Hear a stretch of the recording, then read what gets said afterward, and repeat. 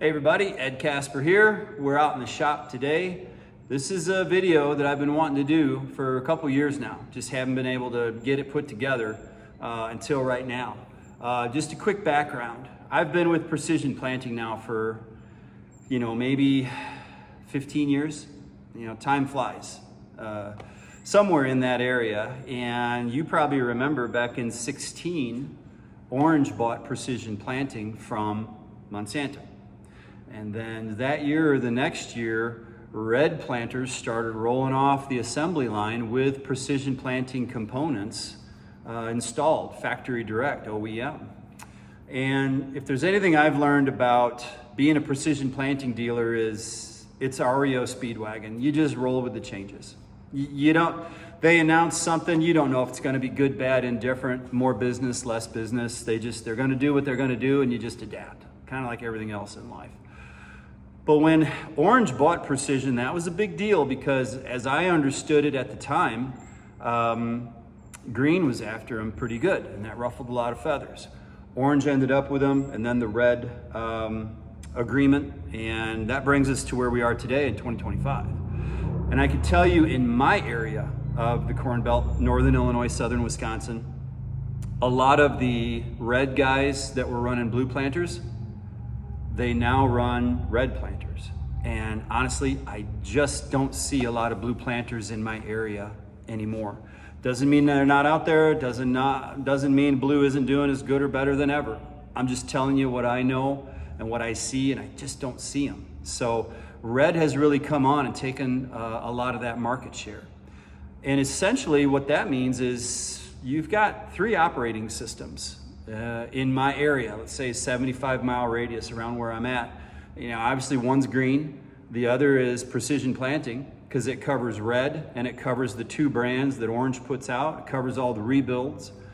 And then you have whatever else. Maybe you're just running a CompuTrack, maybe you're running another precision type of business, who knows? But the 2 behemoths in the industry now are Green and Precision Planting. So what does that mean for my business? Well, I've been really surprised. I have a ton of red planter customers. And I don't exactly know why, what's going on with the dealer end. I could care less. They're not my responsibility, but I know that my customers come to me because they want to get into the nitty gritty. And once you start getting that data from that precision monitor, now you're going, well, what do I do? What does this mean? And then you get into the backbone, the SRMs, the daisy chains. When you got a little bit of experience with them, that really helps solve that issue.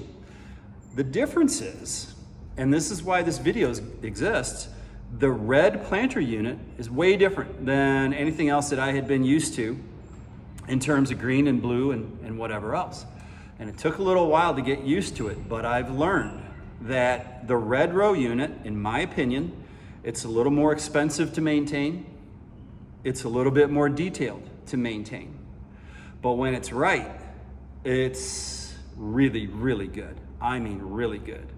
And I get so many questions and guys are, well, what about this and what about that? And so you know what? I've been talking to some of my bigger farmers that run a boatload of acres through those red planters. And I said, you tell me, what do you do? Why do you do it? How does it turn out in your fields? And then we took that and put this video together. Now, the gentleman we're working with today is just a great guy, good customer, good friend, but he doesn't want to be on social media. I said, I tell you what, no problem. I had my daughter film it. We went to his shed, took a look at his planter. If hopefully, take a look at this, it helps you out. If you got questions, you can always call me, ask me, 309-208-0117, or go to your red dealer. But if that's not an option, that's what precision dealers are for. So with that, let's move on to the on-site stuff in his shed and see if we can help you guys out. Hey everybody, we made it on site today. We've been wanting to do this for quite some time. I got a lot of really great customers and they get down and dirty on their planters and how they want them to perform. And I always get questions about the red row unit. And as you folks know, these red planters come from the factory now with precision components. But you get a lot of red dealers that know the row units, but maybe don't know the precision stuff. You get some precision guys that know the precision stuff, but they don't know the red row units. So we're taking advantage of this today, and our farmer has been gracious enough to help us out. A lot of my guys don't want to be on social media, and I totally get it. So we're not going to tell you where we're at or who we're with, but we're going to be able to dive into their knowledge base and find out what they're doing to make this thing run like a top. And this is one of the best performing planters that I have in my entire fleet. So with that, let's start up front. I've got Reagan on the camera, and Reagan, kind of show this piece up front here and what we're looking at. And Mr. Farmer, go ahead and get started and tell us what you do with this up front here. Okay, there's an adjusting screw right here. Okay? Yep. That adjusting screw keeps, grab the other part there, keeps that, this locks on that adjusting screw. Yep. What happens if you don't have that adjusting screw adjusted properly, this will come forward, come off of that adjusting screw, and your row unit's depth control will be varied from row to row. And for those that might not know, Reagan, back up just a little, that T-handle, that's connected to this? Right. Okay. All right, so go ahead. So what you have to do is Case, of course, sells a special tool to adjust these with. It's not expensive, not a big deal. Yeah. It just takes time to zero out your depth. We zero out the depth.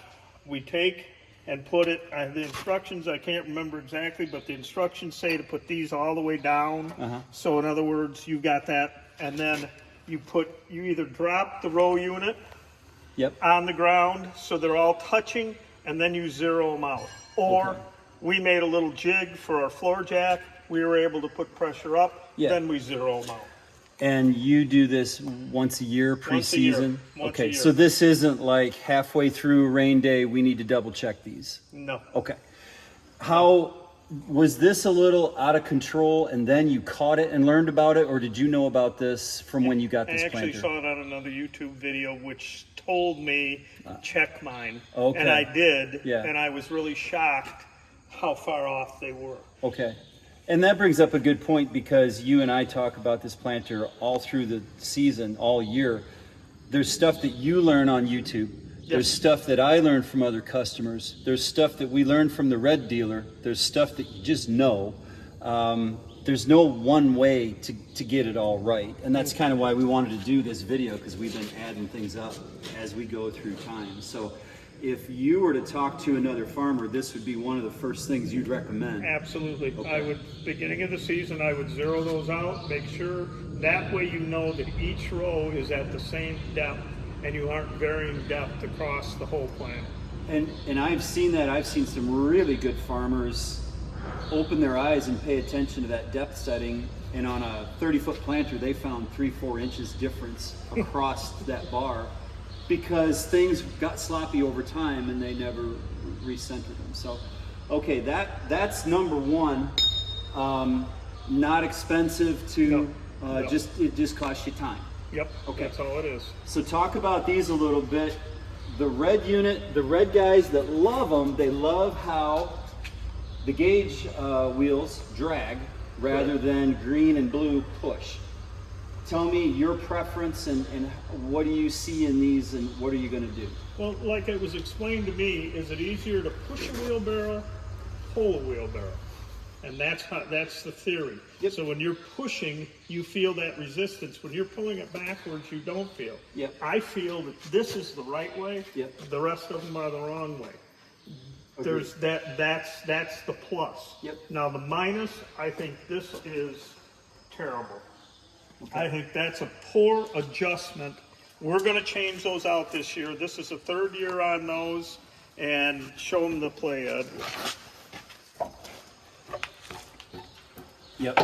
So what I'm going to do is, I believe there's several aftermarket companies that make kits. Yep. So you can take and adjust those Yeah. with it's a nut and with a stud in there, and then Yep. you just take and keep your depth gauge wheels so they're tight. Now, Case recommends, they recommend so they turn freely and not really touch. Well, now you tell me your theory on that, and I'll tell you mine. You can back up a little bit, Reagan. I feel you need to make them drag just a little bit. I'm not talking super tight. Yeah. I'm talking touch. Yeah. I know Precision, if I'm not mistaken, they want you to make them touch. Well, a couple of things on that. Precision came out with that pogo stick that was connected to an iPad, and they could go and document each plant, blah, blah, blah, blah, blah. Well, they recorded plants from Texas to Canada one year. They had a flock of interns. And they said, as long as we're going to do this, let's test a lot of different things. And they tested this reduced inner diameter gauge wheel. Reagan, you got a picture of that right here? How it's high up here, but it dips as it gets closer to the blade. Mm-hmm. Their theory on that is this high part takes the pressure, this low part does not. It's going to save compaction on your trench. It was the worst performing gauge wheel of the whole study. Is that right? Yeah. And the red dealers say, don't worry about that gauge wheel because as you get going, it'll tighten up onto the blade. No.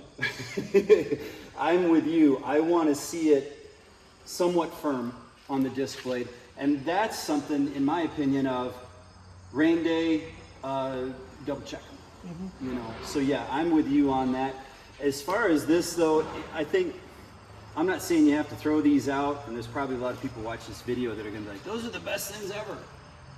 Like anything else, if you're setting them correctly and keeping an eye on them, they'll do a nice job. And be honest, Ed, I don't see, I look at our emergence, since we've gotten this planter, I think we have the most even emergence that we have ever had. And that's varying over 3 years. Yeah. From extra dry conditions to wet conditions to whatever. And I really like it. And I think part of it to go with it is the closing system. Okay. Okay. So moving on, we've got our adjustment up here we've talked about. You've got your gauge wheels, you've got the trailing arm, the bushings.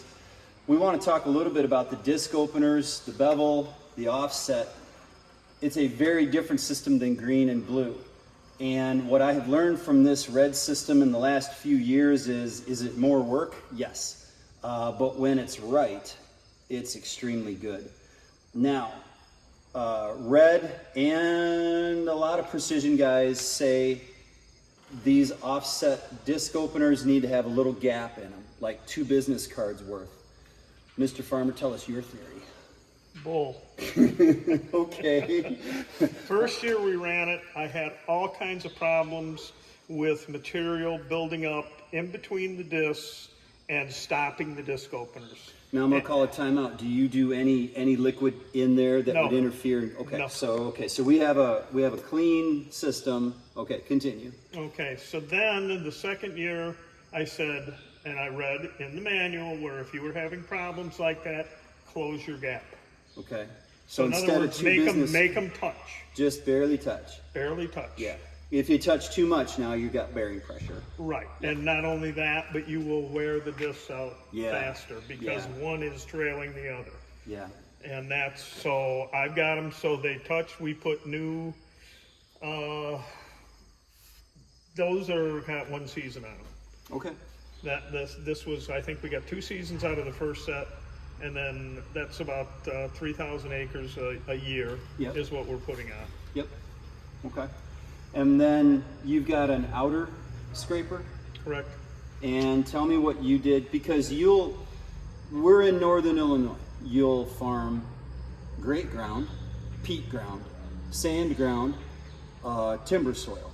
I mean, really, what aren't we farming other than God's gift to farming in Champaign County, Illinois? What aren't you farming? Right. Well, pretty much everything. Everything. Okay.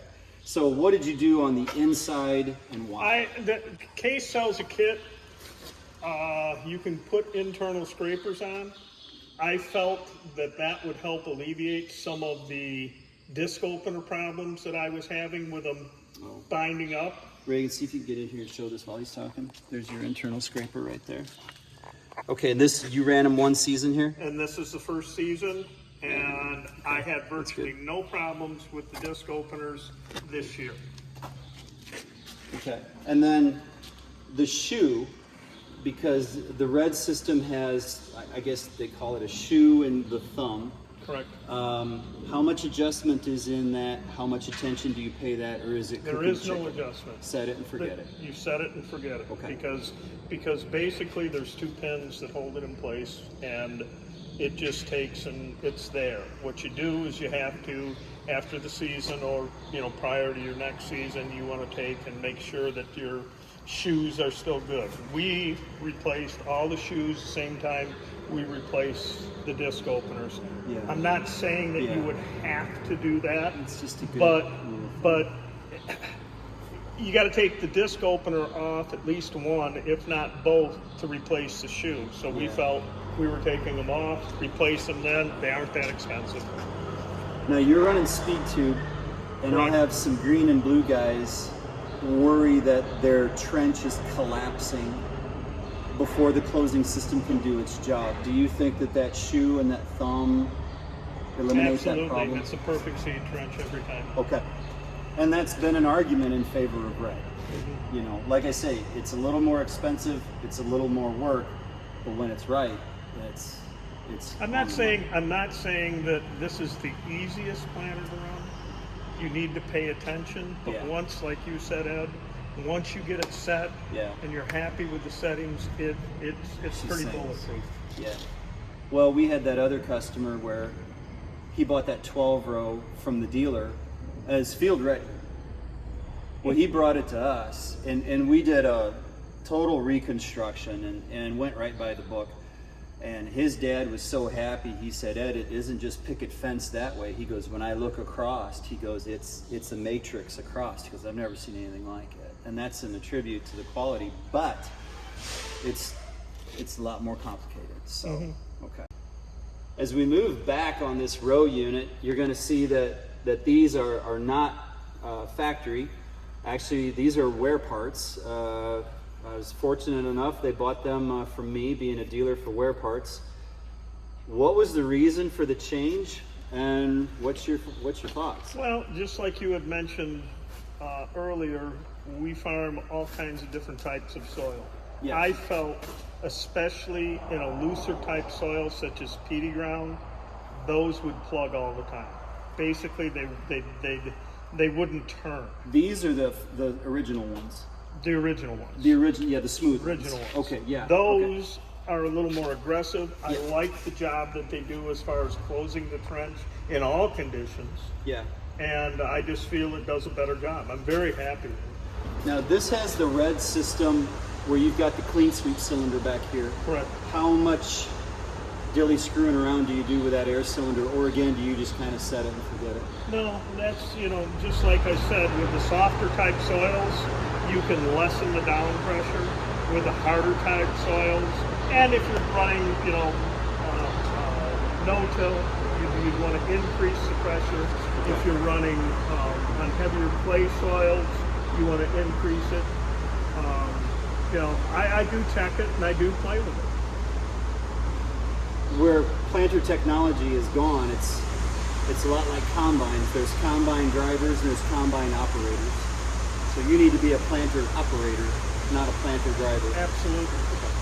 Now, we're right here next to the Gray Ghost. Talk to me a little bit about your 2 seasons of watching Furrow Force versus the red closing system and compare and contrast.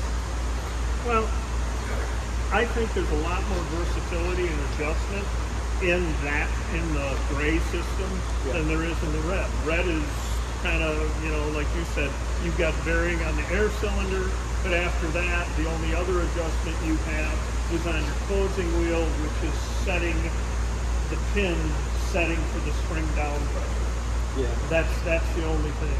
With this, you can adjust both the discs, forward, back, up, down, and then you can adjust your down pressure on your closing wheel separately.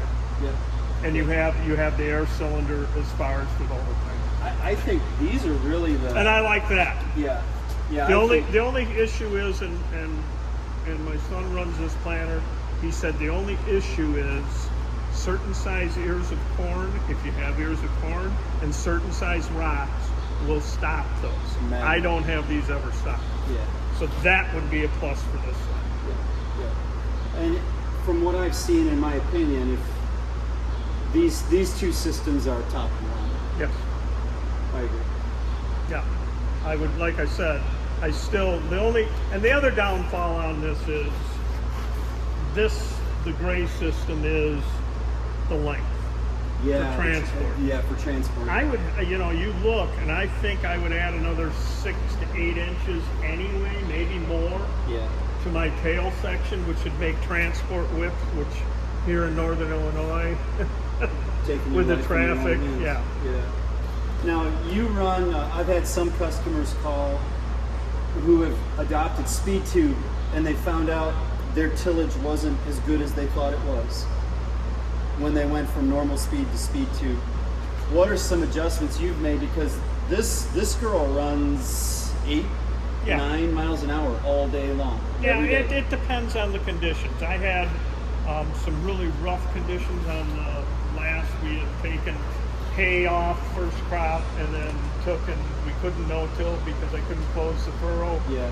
And decided to VT it twice, and we did, and it was a little clumpy. I wasn't getting a satisfactory ride, and so I was slowed down to 5.5, 6 miles an hour.